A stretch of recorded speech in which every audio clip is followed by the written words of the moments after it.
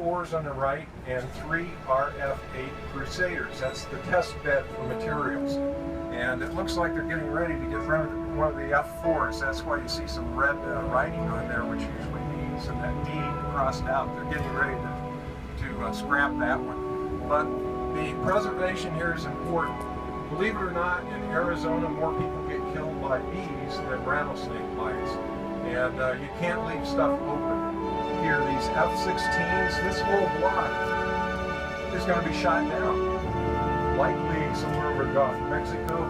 These are all going to be converted to target drones. You see the National Guard base letters on the tails. Also point out the 2 small numbers there, that's the date of order, so you can get some idea of the vintage, at least of the order of the aircraft. These will be flown down to Florida by pilots from here after they're flight ready, and then Boeing will create target drones. On the right side, you'll see a lot of C-130s. These are in what we call Type 1000 storage. And that means no parts can be taken off of these because they can be returned to flight. And about 600 of the airplanes here are in Type 1000 storage, and they do come back out. About 20% of them will come back out and return to flight.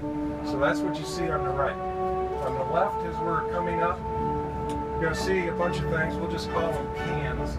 But in these cans are engines.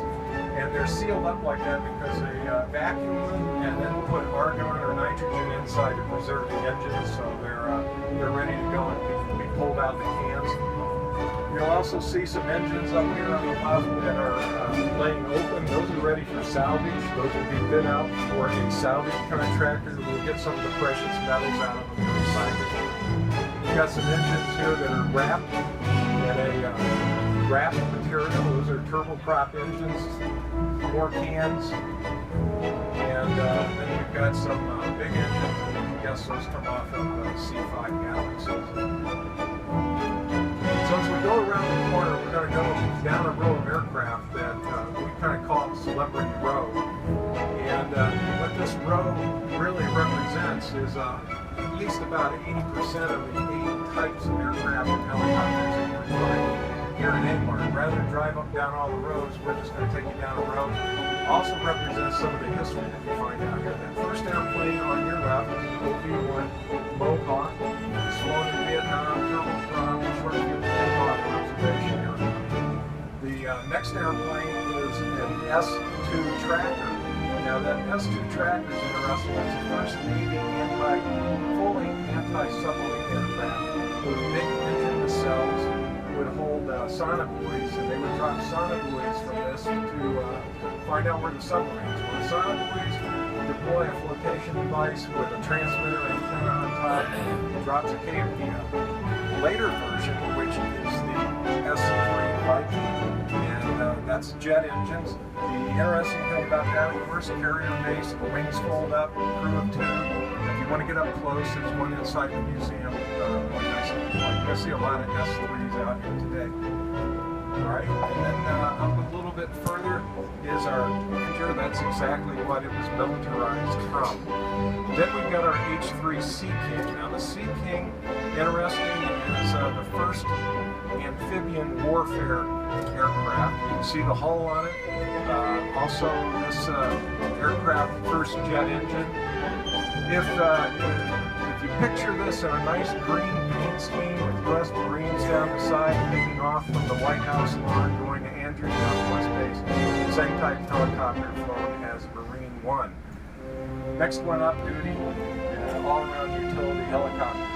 2 Cobras. The first one's a Sea Cobra. It would go out and it would detect what kinds of communication systems the enemy had. So say the C-130s, big jet engines, short field takeoff. The exhaust off those engines would go over the wing to provide smoke jumpers. The tail opens up, there's a ramp on the back. So as we move ahead here, you're going to see fighters on the left, transports on the right. Our first fighter on the left is the Thunder Chief. That is the only aircraft ever pulled from service because of use. This one is a Purple Heart recipient. Well, you get Purple Hearts to be airplane. About 520 F-18 Super Points. dropped them, and they would be shot at night. You can see the museum is out in the open. About things came out of service in 2006. Yeah, 737, that's exactly what it's based on. The F-15 is the U.S.'s cocked up on its tail. You can accelerate as you go straight up. Patrol aircraft, still in executive airplane. Not only do CEOs and VIPs in and out of maybe smaller airport engines made, but it didn't sound like a tweet to me.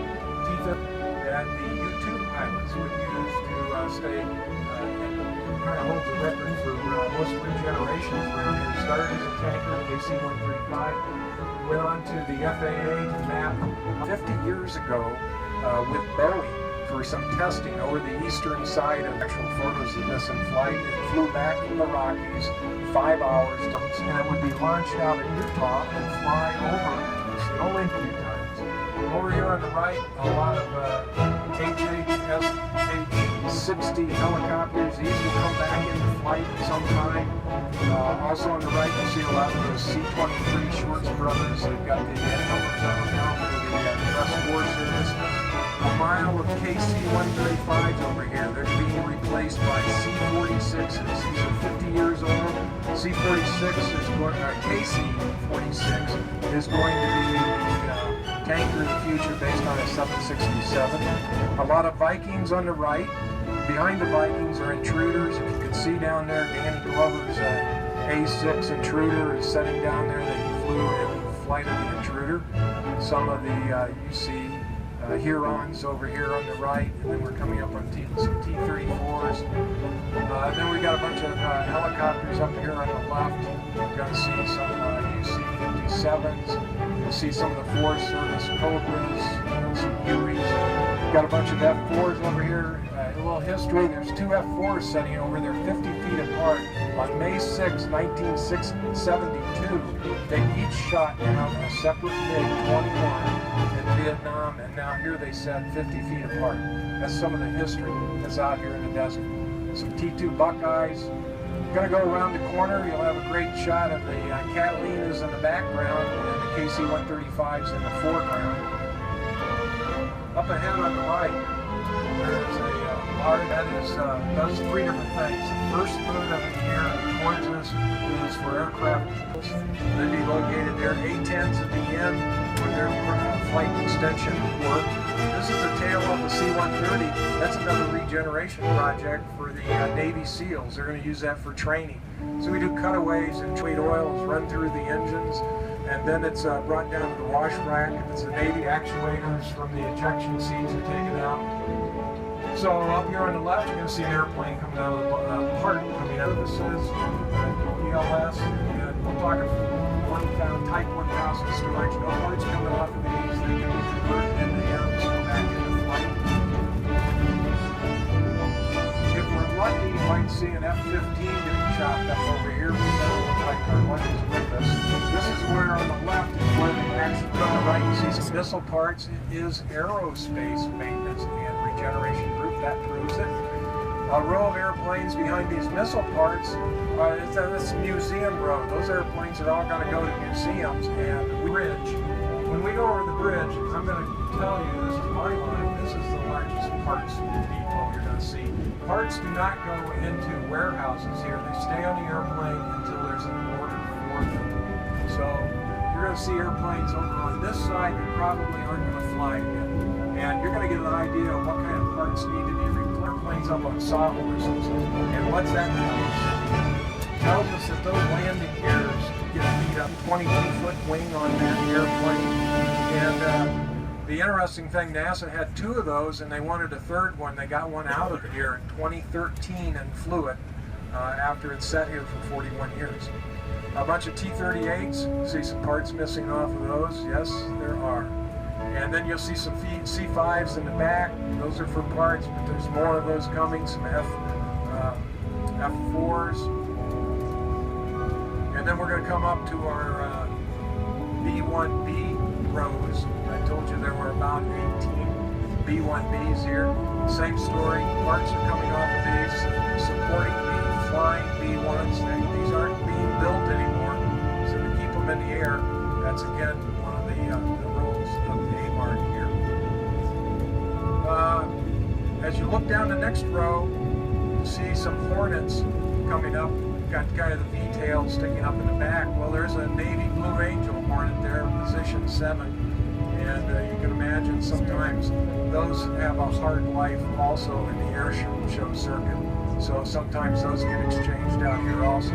Some C-130s here for parts. And then if you want a photo opportunity of a bunch of C-5s, this will be it on the right side. We're going to turn around and come back out. So if you're on the left side, you'll be able to get the same photograph. There's a A3 whale setting there. Now these C-5s, it's amazing to me that the most movement on an aircraft setting out here in the desert takes place on the biggest airplane. These things are really vulnerable in the wind. You see some rudder damage where things have been ripped off. They're cabled to the ground, but C-5s, if they get hit out here by a heavy wind, can turn as much as 40 degrees in position. A bunch of helicopters are coming up on a row of helicopters. I don't know which one it is, but the last helicopter out of Vietnam is in that row. And hopefully some museum will be able to acquire that at some time. We've got some A-10s here, and we're going to reach our turnaround point down here, and then it's time to talk a little bit about these A-10s that come off the part of their renovation program. You got some C-3s up here, rows of those. A couple of hangars provide a little bit of comfort to guys working out here in the desert east that year. Well, the Marines were smart when the UK stopped flying that carrier. They clean up, and he's just going to grab a chunk of that F-15 and rip it up. So again, we have 5 missions that you saw here. Hopefully you saw them each demonstrated. We have the maintenance on engine bay. It didn't sound like a tweet to me. T-30